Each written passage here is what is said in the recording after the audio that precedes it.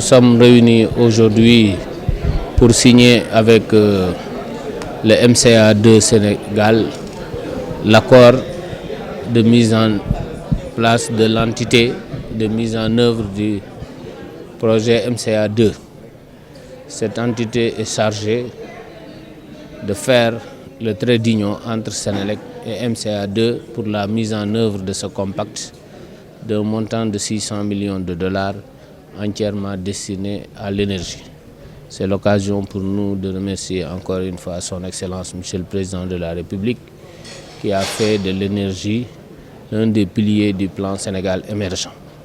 Et qu'en ce sens, ce projet va nous permettre de fiabiliser notre réseau de transport, d'augmenter le taux de pénétration de l'électricité avec l'électrification de zones avec des activités socio-productives, comme Foundiougne avec l'anacarde, au sud avec la banane.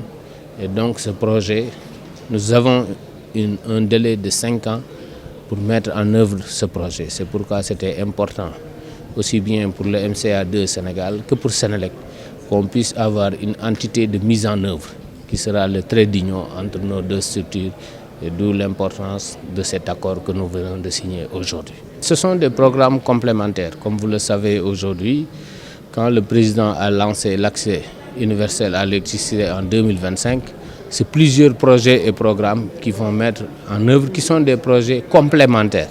Comme je l'ai dit, MCA va venir au niveau du réseau de transport, va venir au niveau de la distribution et également au niveau de la commercialisation. Alors que PAS est plutôt axé sur d'autres aspects. Donc voilà, on a tout un portefeuille de projets qui nous permettront à terme d'arriver à l'accès universel. L'objectif aujourd'hui, effectivement, c'est l'accès universel à l'électricité à l'horizon 2035. Comme vous le savez, ça fait partie des priorités de Son Excellence Monsieur le Président de la République pour que d'ici 2025, tout Sénégalais qui le désire puisse avoir accès à l'électricité. Nous y sommes. C'est beaucoup de programmes qui nous permettront d'arriver à cela. Et je pense que ce compact également comporte une partie électrification qui va nous servir d'y arriver. Et l'autre aspect important, c'est que le réseau de transport aujourd'hui que nous venons d'étendre à l'ensemble du territoire sénégalais doit être fiabilisé et sécurisé, et ce compact va effectivement y contribuer. Aujourd'hui, le projet du Sénégal Power Compact est très avancé dans sa mise en œuvre. Donc le programme a démarré depuis septembre de l'année dernière, donc nous sommes à 1 an en termes de mise en œuvre, et aujourd'hui des avancées très significatives ont été faites aussi bien au niveau du projet transport, qui est le projet de modernisation et de renforcement du réseau d'électricité aujourd'hui de Senelec, le projet d'accès à l'électricité dans les zones rurales et dans les zones périurbaines, et bien entendu également le projet réforme qui touche à la partie institutionnelle du compact.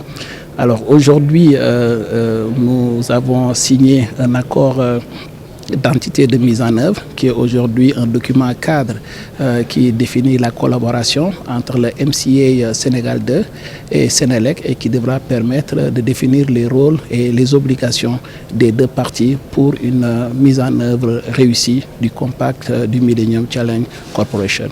C'est un programme, comme l'a dit tout à l'heure chez le directeur général de Senelec, qui est un programme complémentaire à l'ensemble des programmes qui ont été mis en œuvre jusqu'à date.